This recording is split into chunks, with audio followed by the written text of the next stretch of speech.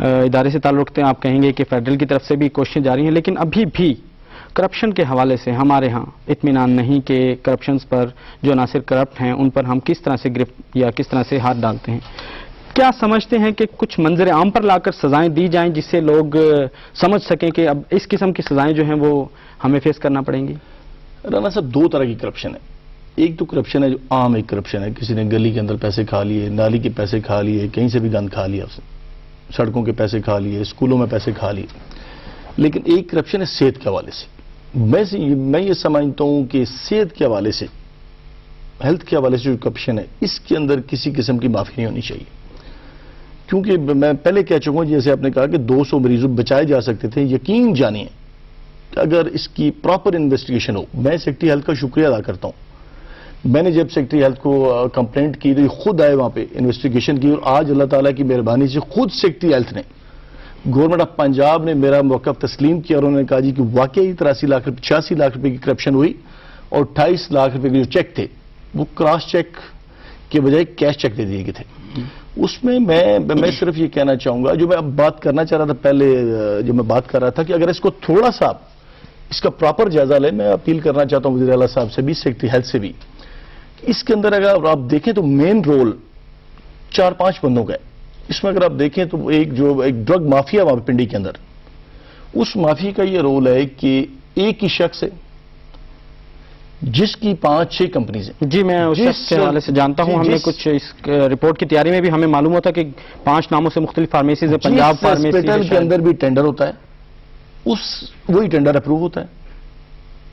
حالانکہ راولپنڈی کے اندر بے شمار کمپنیز ہیں، بے شمار جو ہے اپنا دیگر لوگ بھی ہیں. لیکن اگر آپ اس اپنا پاکستان بیت المال کی کیس کو لے کے چلیں، کیونکہ میں نے تو بہت ڈیپلی اس کو دیکھا ہے.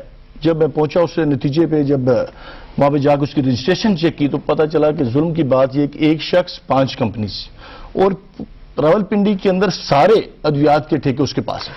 سر رشید جمعہ صاحب، ایک چیز کہ جب ٹینڈرز ہوتے ہیں یا پیسے آ رہے ہیں بیت المال سے یا پرائم منسٹر فنڈ سے یا گورنمنٹ آف پنجاب سے یا گورنمنٹ آف پاکستان سے، اس کے بعد آپ لوگ جو ہیں وہ ہیلتھ کے حوالے سے جہاں دینے ہیں پیسے دے رہے ہیں، ڈسٹریبیوٹ کریں، میڈیسنز لے رہے ہیں اور پورا ایک نظام چلا رہے ہیں. اس تمام کو چیک اینڈ بیلنس کے لیے کس طرح سے آپ ڈیل کرتے ہیں؟ یعنی جہاں پیسہ آپ دیا جا رہا ہے اس کو چیک کرنے کے لیے، بعد میں اس کے اگینسٹ جو آپ نے میڈیسن لی اس کے لیے، علاج کہاں تک چل رہا ہے لوگوں کے، اس کے لیے. میں آپ کو ایک تھوڑا سا واقعہ یاد دلاتا ہوں.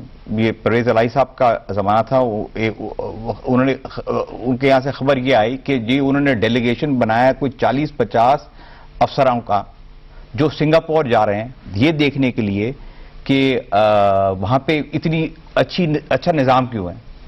اور میں اپنے آپ کو کہہ رہا ہوں کہ جی میں آپ کو ان کو بھیجنے کی ضرورت نہیں ہے. میں آپ کو بتاتا ہوں، آپ یہ دیکھیں کہ سنگاپور میں سول سرونٹ کی سیلری پورے سیکٹرز میں سب سے زیادہ ہے. اگر بینک اپنے افسروں کو ریز دیتی ہے، امیڈیٹلی سرکار اپنے افسروں کو تنخواہ بڑھا کے دیتی ہے تاکہ ان سے زیادہ پیمنٹ ہو. تو ایک تو پہلو یہ ہے کہ ہمارے دیر از نو ڈاؤٹ کہ آپ اپنے سول سرونٹ کو جو تنخواہ آپ کو دینی چاہیے آپ نہیں دے رہے. اور ایک اچھی بات ہے کہ اس حکومت لیکن کیا ہم یہ جواز تو نہیں گھڑ لیں گے کہ اگر تنخواہیں کم ہو تو 80 لاکھ کی کرپشن جائز ہے؟ نہیں، بالکل نہیں. But what I am saying to you کہ ٹیمپٹیشن بڑھتا ہے. آپ یہ دیکھیں کہ آپ ایسے دور میں ہیں جہاں آپ جو اسٹیٹ کی سروسز تھی، آپ کے بچوں کی ایجوکیشن ٹوٹلی فری تھی، آپ کے خرچے نہیں تھے، آپ کو ٹرانسپورٹ تھا. وہ زمانہ بدل گیا. اب جو ہے آپ پہ ڈیمانڈ ایسی ہے کہ اگر آپ اسی تنخواہ پہ رہیں، اسی اسکیل پہ آپ نہیں کر سکتے. اس حکومت نے پے اینڈ پینشنز کمیشن بنائی. پینشن کمیشن نے بڑا اچھا کام کیا ہے. انہوں نے پرائم منسٹر کو رپورٹ دی ہے اور مجھے تھوڑا بہت اس میں پتا ہے کہ کیا حد تک بہتری کر. بٹ میں ایک اور بات آپ سے کرنا چاہتا ہوں جو میں پہلے آپ سے کہا. آپ بھی وہی آپ پروسیجرز اینڈ پروسیسز میں لگے ہوئے، اس سے آپ کا مسئلہ حل نہیں ہوتا. آپ نے ایک تو ٹیمپٹیشن کم کرنی ہے اور دوسرا آپ نے پبلک کو ایجوکیٹ کرنا ہے. میں تھوڑا سا ایک بتانا چاہ رہا ہوں. ریسنٹلی ہمارا ٹی بی کنٹرول پروگرام ہے. اس پروگرام کے تحت ہم پیشنٹس کو ٹی بی کی دوائیاں دیتے ہیں مفت. اور کافی عرصے سے ہمیں پتا تھا کہ جی کچھ ٹی بی کے مریض جا کے بازار میں بیچ دیتے ہیں، but these are individual, doesn't matter. But recently Hyderabad کے کسی مارکیٹ میں وہ ساری دوائیاں ملی. ان دوائیوں کی پہچان کیا ہے؟ اس کا پیکنگ کمپلیٹلی مختلف ہے. اس کمپنی سے ہی آپ نے وہ پیکنگ گورنمنٹ پاکستان کے جو بھی ہم کرتے ہیں گرین پیکنگ ہوتی ہے, اس پہ لکھا ہوتا ہے program government of Pakistan not for cell.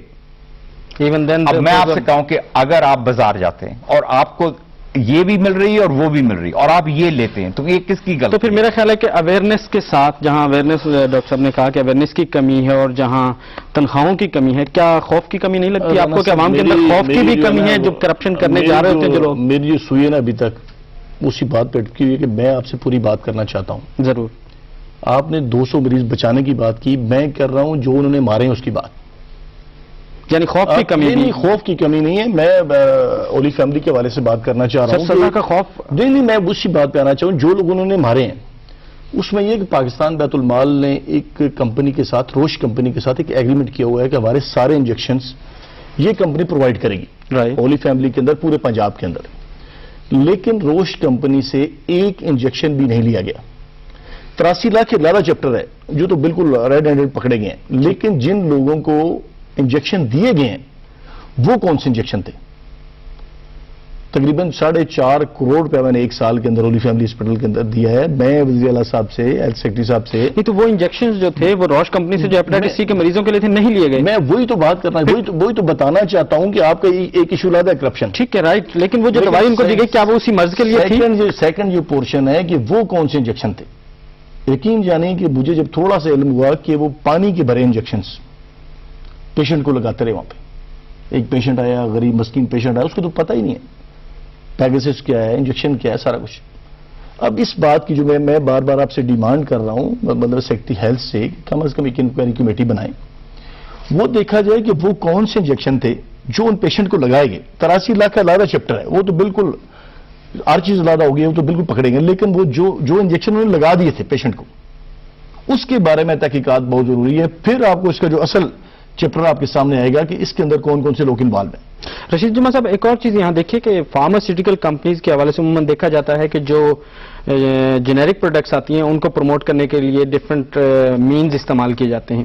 کہیں آپ مجھے ایسا لگتا ہے کہ یہ وہی مینز ہیں کہ غلط چیز کو ڈاکٹرز کے ذریعے پروموٹ کروا کر سیل کروایا گیا, اور جو کہ ایک ملٹی نیشنل کمپنی جس کی یہ بات کر رہے ہیں اس کو پیچھے رکھا گیا. تو یہ بھی ایک طرح سے ایک ڈیل ہے, لیکن اس پر تو میرا خیال ہے کہ بہت اسٹرکٹ پالیسی ہونی چاہیے گورنمنٹ آف پاکستان کی کہ فارماسیوٹیکل انڈسٹریز کس طرح سے چیزوں کو مارکیٹ میں لا رہی ہے, مارکیٹنگ کر رہی ہے, مطلب کس طرح وہ اپنی دوائیوں کی فروخت کر رہے ہیں. اور آپ نے ایک جو یہ ایشو ہے بیت المال والے اس سے سلائٹلی یہ مختلف ہے, لیکن دیر از نو ڈاؤٹ کہ اگر آپ مریضوں کا, پبلک کا حق دیکھیں, ان کا حقوق دیکھیں, تو دوائیوں کی قیمت جو ہے, ایکسیس ایک امپورٹنٹ ایشو ہے. اور اگر وہ پیسے جو دوائیوں کی قیمت میں وصول ہونے ہیں وہ کہیں اور خرچ ہو رہے ہیں, ڈاکٹروں کو حج کرانے میں, ان کو ملیشیا لے جانے میں, تو یہ تو چیز ایسی ہے جس پہ ہم سوچتے ہیں کہ یہ نہیں ہونا چاہیے.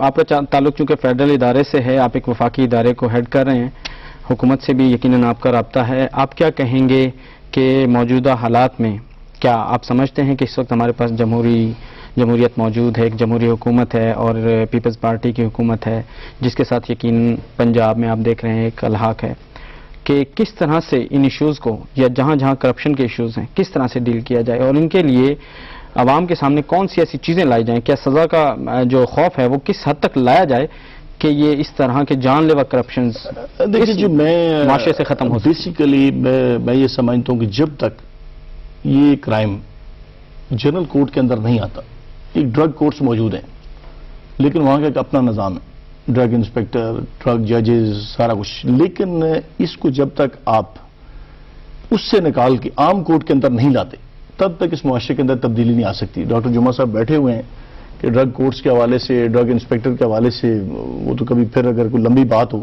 کبھی اس پہ آپ ایک سروے کریں کہ ڈرگس کی کیا صورتحال ہے.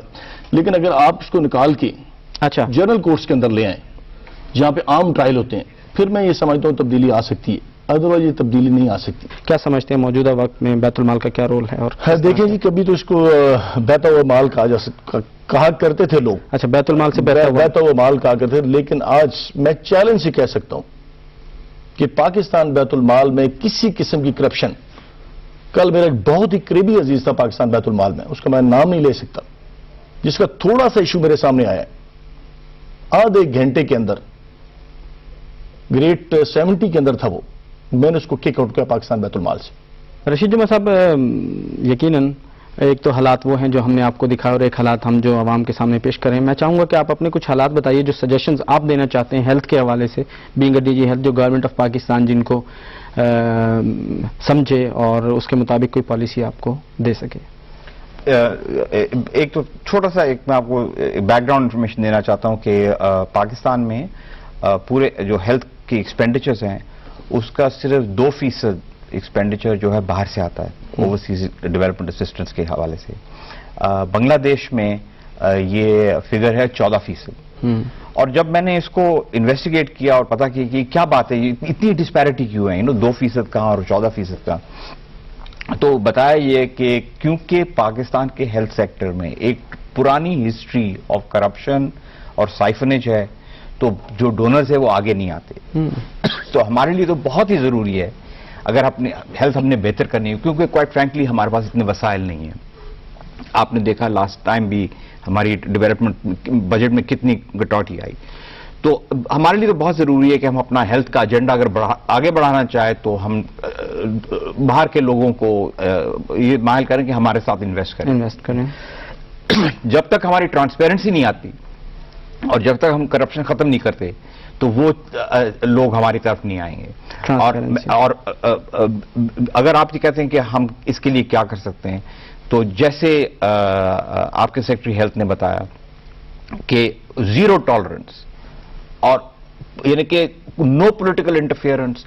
कोई किसी का रिश्तेदार, किसी का भाई अगर इन्वॉल्व है आप उसको स्पेयर ना करें, और अपने भाई को आप लगाएं भी नहीं। मैं तो अभी बाद में इनसे पूछूंगा कि वो आपका रिश्तेदार ग्रेड 17 में लगा कैसे, right. But what I want to से टू यू इज कि अंटिल पॉलिटिकल विल नहीं हो कि जीरो टॉलरेंस करप्शन की, that is the single most important thing. बाकी चीजें प्रोसेसेस और वो बाद में करेंगे, but until we have political will के zero tolerance of corruption in health sector, ये चीज ठीक नहीं हो सकती। लास्ट में बहुत खूबसूरत कहा आपने, पॉलिटिकल इंटरफेरेंस या पॉलिटिकल इन्फ्लुएंस। जमूल खान साहब, लास्ट कमेंट दीजिएगा पॉलिटिकल इंटरफेरेंस के हवाले से। मौजूदा हालात में हुकूमत ऑफ पाकिस्तान किस तरह से इंटरफेरेंस को रोक रही है? पहले तो मैं बताना चाहता हूँ डॉक्टर जुमा साहब को, वो मेरे आने से पहले पाकिस्तान बैतुल माल के अंदर था। मैं सिर्फ करप्शन के हवाले से बात कर रहा था कि मेरा कोई अगर कितना भी करीबी अजीज हो तो पाकिस्तान बैतुल माल में किसी किस्म की मैंने करप्शन नहीं होने देनी। लेकिन पाकिस्तान बैतुल माल के हवाले से मैं आपको हुकूमत की तरफ से क्या कहेंगे? कोई भी हुकूमत की तरफ से किसी किस्म का कोई प्रेशर नहीं होना चाहिए, जो कुछ भी कर रहा होना चाहिए हुकूमत की तरफ से। बिल्कुल किसी जमहूरी हुकूमत फ्री हैंड में मुझे दिया हुआ है कि नहीं, आपके हवाले से नहीं, हुकूमत की तरफ से होना चाहिए। नहीं जी, बिल्कुल नहीं होना चाहिए। बिल्कुल आधारित तो आजाद होनी चाहिए, बिल्कुल इंडिपेंडेंट काम करना चाहिए सारे इदारों को, और सरबराह को थोड़ा मजबूत होना चाहिए जो बैठा हुआ है वहां पे। सही, अगर सरबराह मजबूत है तो मैं समझता हूं कि कोई भी गवर्नमेंट हो उसके अंदर कोई मुदाखलत नहीं होनी चाहिए। यस, करप्शन से बचने का लास्ट। जी बहुत शुक्रिया जमूल खान साहब, चेयरमैन बैतुल माल, आप शो में तशरीफ लाए, बहुत सैर हासिल गुफ्तगू रही। बहुत शुक्रिया रशीद जुमा साहब आपका, आप शो में तशरीफ लाए। जी नाजरीन, देखा आपने कि करप्शन से बचने के लिए बहुत से चीज़ें डिस्कस हुई, लेकिन दो चीज़ें बड़ी मानी खेज हैं। एक यकीनन ट्रांसपेरेंसी और दूसरा नीयत। ट्रांसपेरेंसी यकीनन इदारों को मजबूत करने से, फंक्शंस को ज़्यादा एक्टिव करने से और एक्टिव नज़र रखने से आ सकती है, लेकिन नीयत की बहाली जो है वो यकीनन इंसान का अपना और ज़ाती मामला है।